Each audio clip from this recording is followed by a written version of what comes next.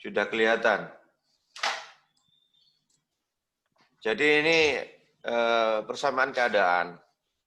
Khususnya persamaan keadaan ini untuk persamaan pada gas, ya.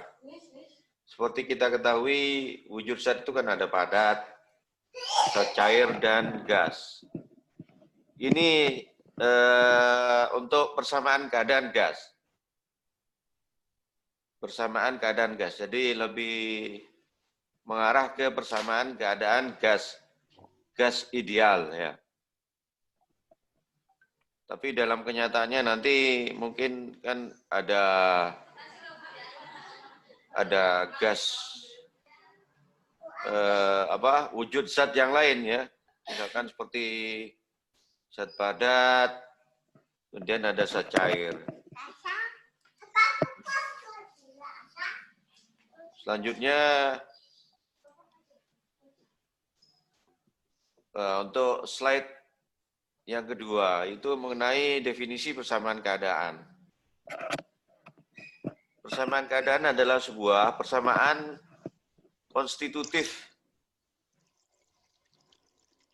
Persamaan konstitutif yang menyatakan hubungan matematik antara dua atau lebih dari fungsi keadaan yang berhubungan dengan materi atau zat.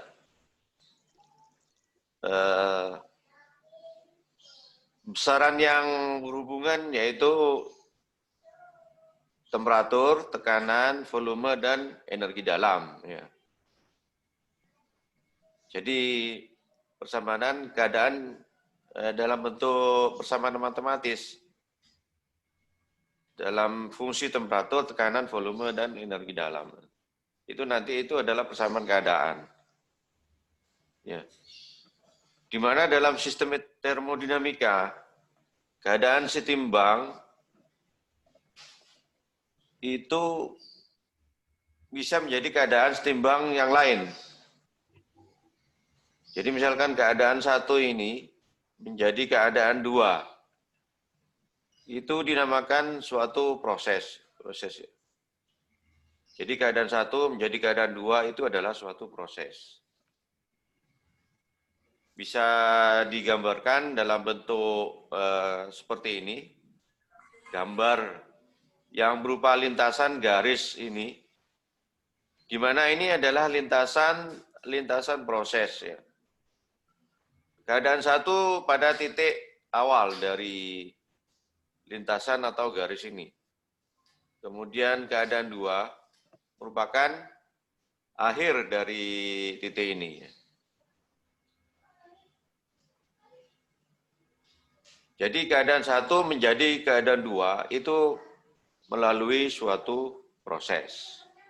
Sehingga lintasan ini, yang garis ini, itu adalah lintasan proses. Itu mengenai persamaan keadaan. Kemudian kesetimbangan sistem. Kesetimbangan sistem ini ada beberapa.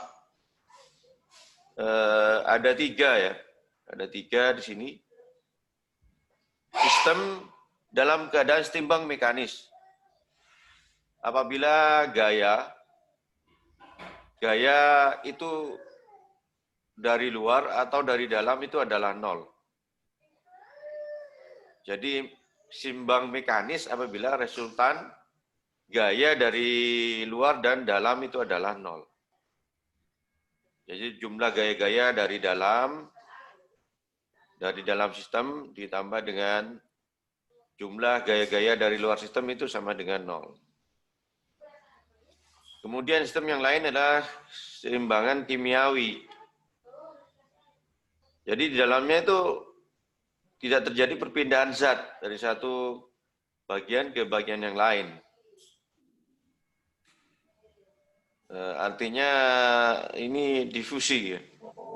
Tidak ada perpindahan zat dan tidak terjadi reaksi-reaksi kimia yang mengubah partikel awal.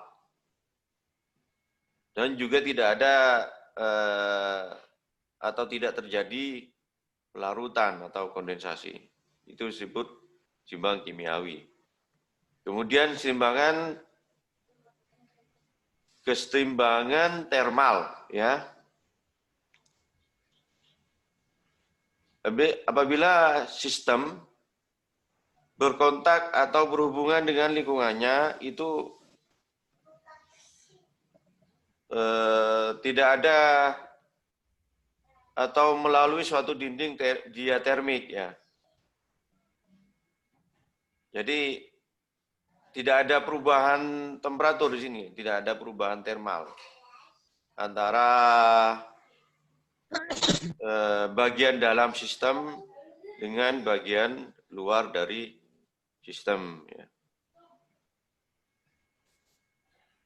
Kemudian selanjutnya proses reversible dan irreversible. Proses reversible ini proses yang disebut proses yang dapat balik, ya. Jadi proses sesuatu yang terjadi pada sistem itu bisa kembali ke keadaan semula di sini. Maka disebut dengan proses yang dapat balik atau reversible. Dapat kembali ke keadaan semula. Sedangkan sebaliknya, irreversible. Proses irreversible ini adalah proses yang tidak dapat kembali ke keadaan awal dari sistem. Itu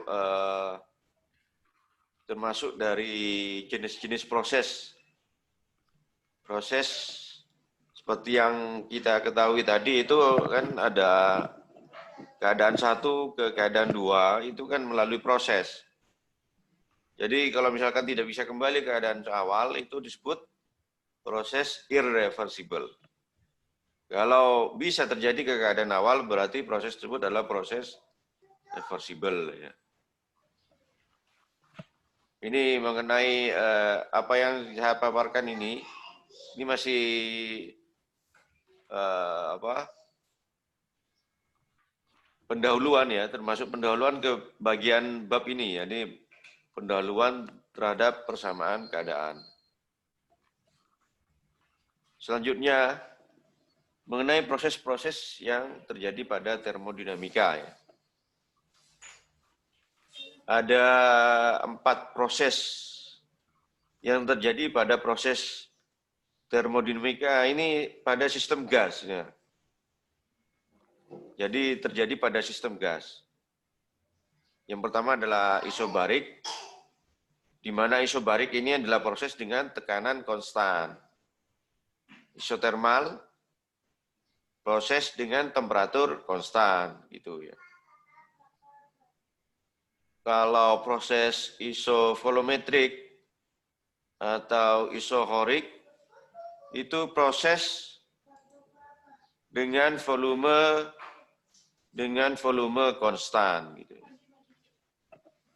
Kalau proses adiabatik, proses tanpa adanya panas yang keluar atau masuk ke dalam sistem. Nah, ini selanjutnya ke slide yang nomor 6. Ini mengenai hukum yang ada pada termodinamika, khususnya pada persamaan keadaan. Mana ini hukum ini ada 3, ya. Yaitu berdasarkan dari penemunya di sini. Itu hukum Boyle, hukum Charles dan Avogadro. Di sini saya dirumuskan di sini bahwa persamaan keadaan untuk gas ideal itu memenuhi ketiga hukum Boyle, Charles dan Avogadro ini, ya. Jadi persamaan keadaannya adalah P kali V sama dengan N RT, ya. Jadi seperti ini. Jadi ini nanti bisa dibaca, ini hukum Boyle adalah volume dari jumlah tertentu gas pada temperatur tetap berbanding terbalik dengan tekanannya gitu. Nanti kalau dirumuskan dengan persamaan keadaan, maka ketiga hukum ini adalah PV sama dengan nRT gitu.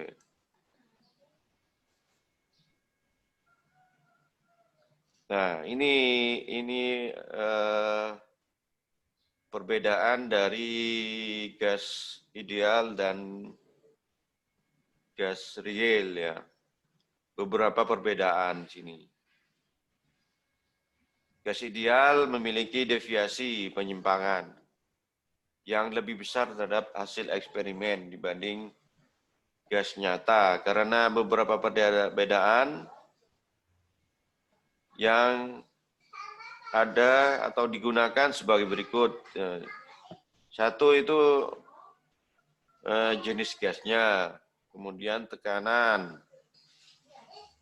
kemudian volume, ya, volume gas.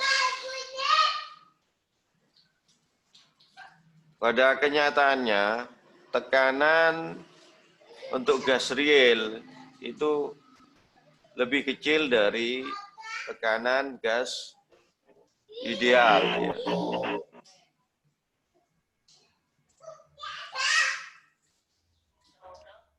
Ya, jadi tekanan gas nyata lebih kecil dari tekanan gas ideal.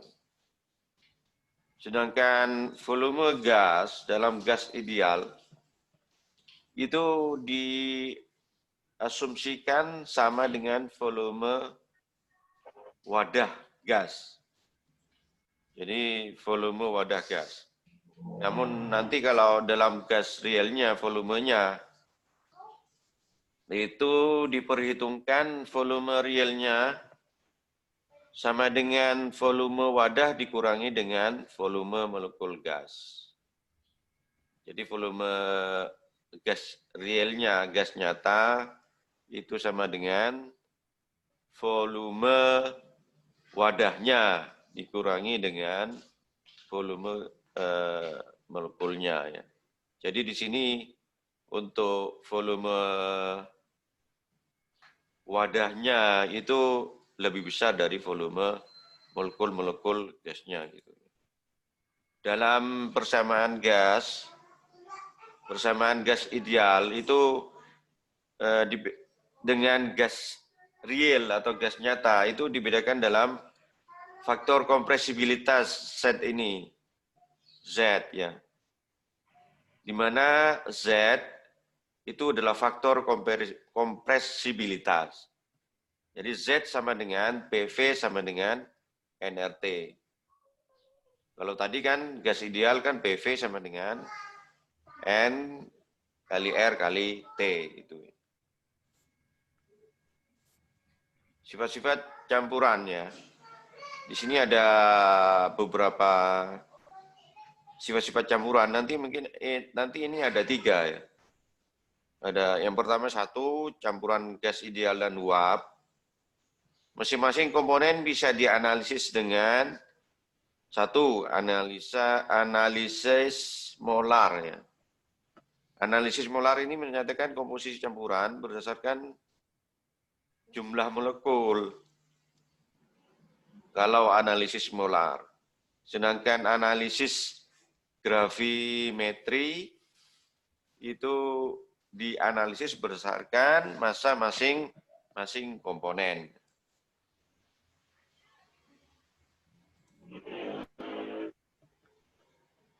Nah ini jumlah massa dan molekul campuran gas yang tadi ini masih dalam lingkup pembahasan campuran gas ya. Dalam lingkup campuran gas, jumlah massa dan molekul campuran ini. Misalkan campuran gas terdiri dari K komponen. Jadi K ini adalah banyaknya ya. Sampai ke berapa gitu. Misalkan campuran 1, 2, 3, titik-titik K. Jadi nanti sampai campuran 1 sampai ke campuran K di sini. Kalau sesuai dengan analisis gravimetri, massa campuran nanti sama dengan sigma I. I sama dengan 1 sampai K, MI. Jadi massa campuran nanti itu jadi jumlah. Massa campuran 1 ditambah massa campuran 2 gitu ya. Tambah massa campuran 3. Sampai yang massa campuran K. Itu ya, untuk analisis gravimetri. Kemudian analisis molar. Analisis molar ini menunjukkan jumlah molekul di sini. Ini simbolnya adalah M ya.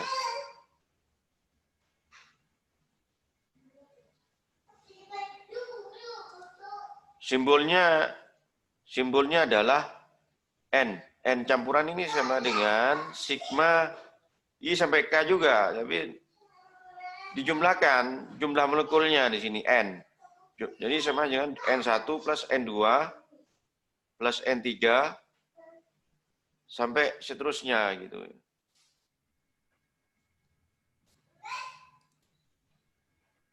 Nah, ini perbandingan massa komponen dan massa campuran. Ada beberapa rumusnya di sini. Massa komponen,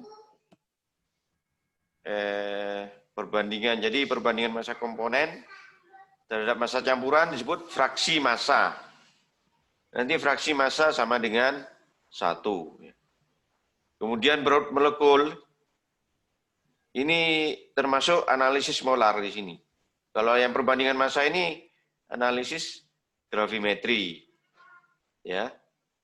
Jadi berat molekul campuran merupakan perbandingan massa campuran dengan jumlah molekul campuran di sini. Untuk konstanta gas ya, kan ada konstanta gas dalam persamaan keadaan. Nah, untuk mencari konstanta gas campuran itu, R campuran sama dengan RU per massa campuran. Massa molekul campuran di sini. RU itu adalah konstanta gas universal.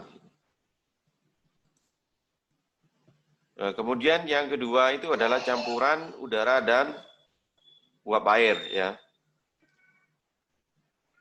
Udara itu adalah sebenarnya adalah campuran dari nitrogen, jadi oksigen dan jumlah kecil gas lain.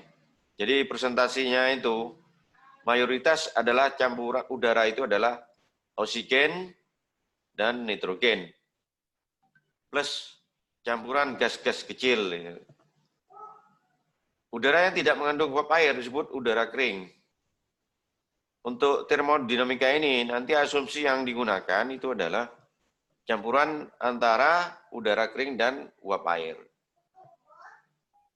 Ya, di sini. Kemudian yang ketiga itu kelembaban jenis. Kelembaban jenis specific humidity atau humidity ratio adalah perbandingan antara massa uap air dengan massa udara kering pada temperatur dan volume yang sama. Kalau dibagi dengan massa udara kering nanti akan menghasilkan entalpi H sama dengan Cp kali T plus omega kali H kali G. Kemudian yang ini adalah yang keempat, itu kelembaban relatif. Untuk kelembaban relatif ini artinya ini rasio ya. V, ini simbolnya V sama dengan rasio massa uap air dibagi dengan massa uap air jenuh. Jadi itu disebut dengan kelembaban relatif. Atau di sini sama dengan tekanan uap air dibagi dengan tekanan uap air jenuh. Itu adalah kelembaban relatif. Nah, ini contoh soal ini. Contoh soal di sini. Nanti ini ada 4 soal kalau nggak salah ya. Ini nanti setelah ini jadi tugas menjawab soal-soal yang belum dijawab pada akhir halaman ini ya.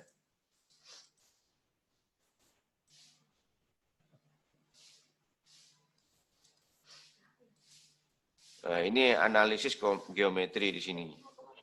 Jadi analisis geometri itu kan mencari apa? Massa ya. Massa gas di sini. Kalau yang tadi itu kan bicarakan ada analisis gravimetri dan analisis analisis molar ya. Analisis molar itu berdasarkan jumlah molekul. Kalau analisis gravimetri ini massa. Berapa massa gitu, berapa massanya gitu. Jadi seperti ini. Jadi ini gas, ini dianggap seperti gas ideal di sini.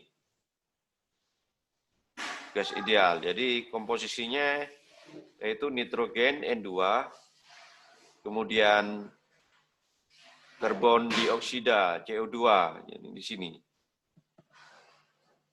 Jadi di sini Rm jadinya sama dengan 0,242.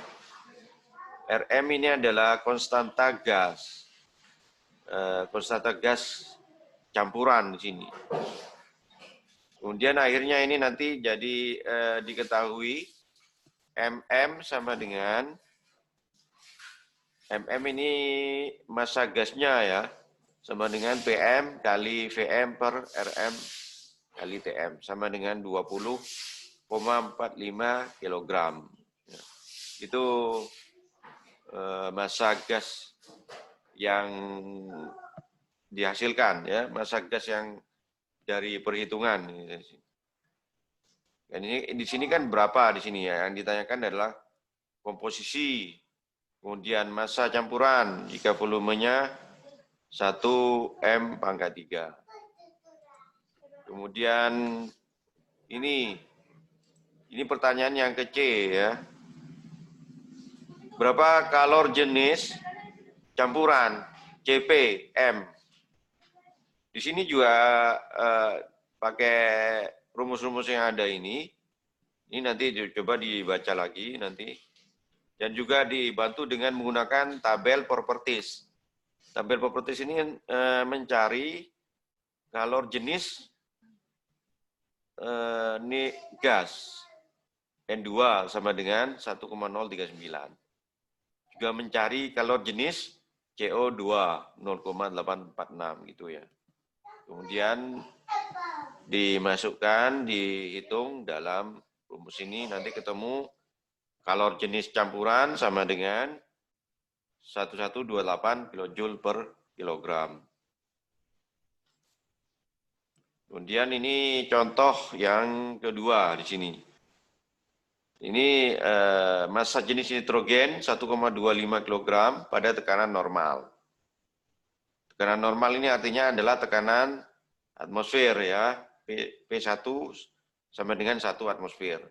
Tentukan massa jenis nitrogen pada suhu 42 derajat Celcius dan tekanan 0,97 kali 105 Newton per meter persegi.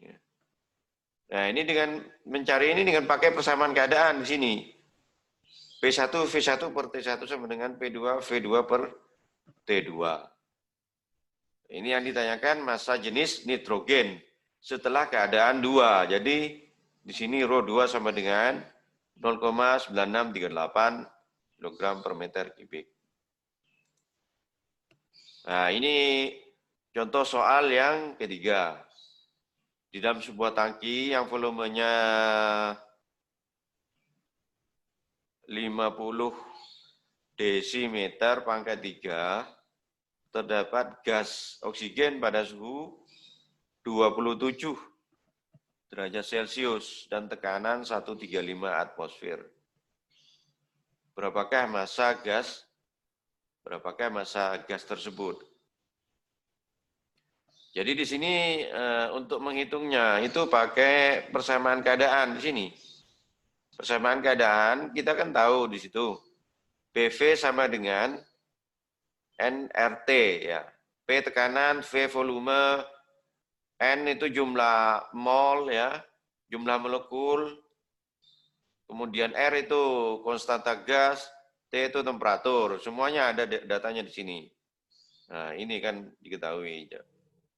Akhirnya ketemu N sama dengan 274 mol.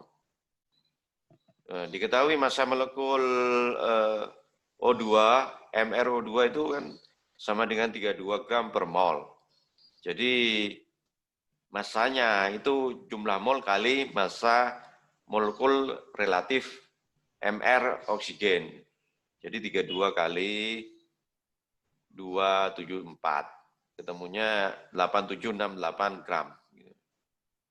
Akhirnya massa gasnya diketahui 8768 gram.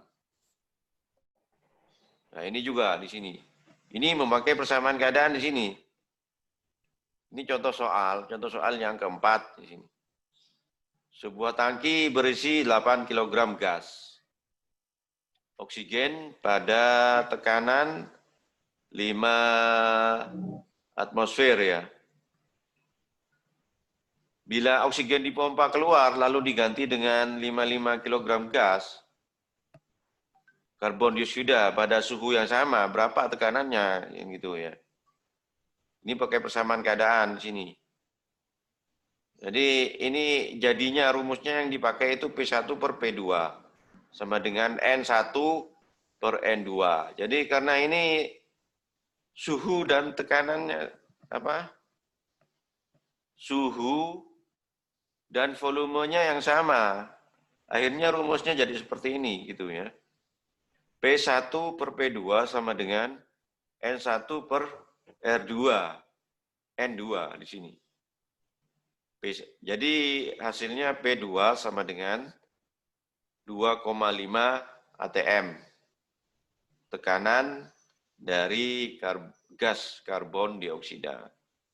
Jadi sebelumnya itu dicari dulu massa molekul relatifnya. Yang pertama adalah oksigen, kemudian diganti dengan gas karbon dioksida. Nah, kondisinya itu kan T1 sama dengan T2 gitu kan. V1 sama dengan V2 gitu.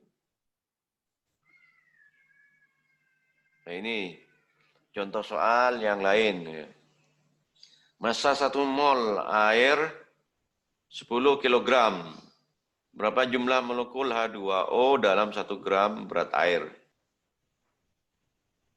Kemudian berapa jarak rata-rata antara molekul pada tekanan 1,01 kali 105 Newton per meter persegi pada temperatur 500 derajat Kelvin. Nah, ini jawabnya juga harus pakai persamaan keadaan ya. PV sama dengan nRT gitu. Nah, untuk mencari berapa jumlah molekul itu kan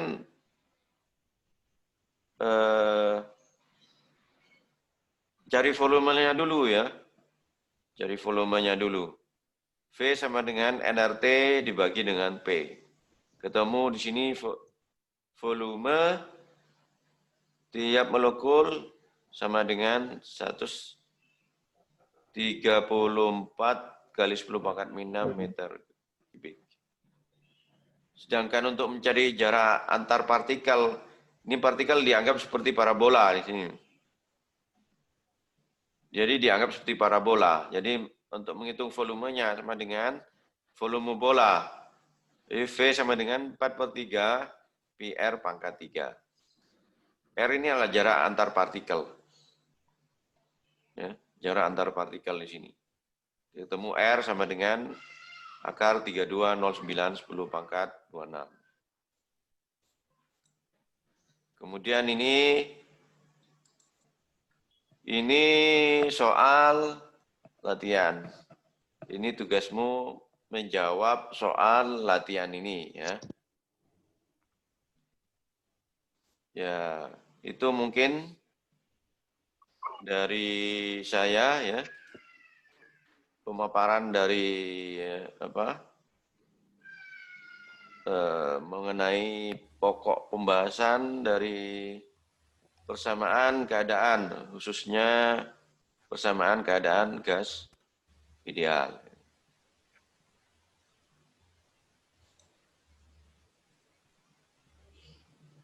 Ya, sampai di sini dulu. Ya, mungkin ada yang ditanyakan.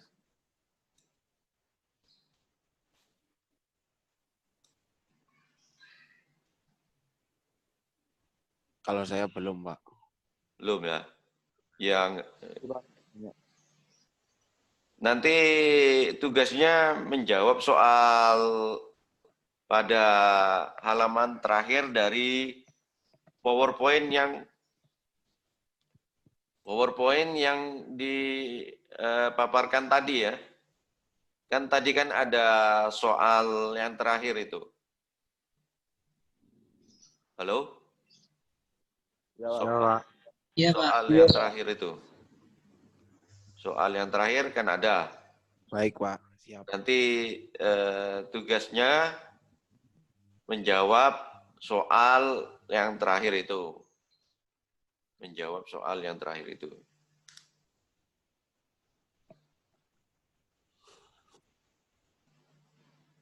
Ya. Dikumpulkannya kapan, Pak? Ya nanti ya. Nanti ya bisa nanti sampai. Dikumpulkan jam berapa, Pak? Sampai ya sore gitu, mungkin jam 16.00 gitu ya. Terakhir itu. Iya. Kumpulan terakhir. Ya, Di Classroom, Pak. Ya. Classroom. Kenapa? Classroom. Kalau kumpulkan di Classroom. mana, Pak?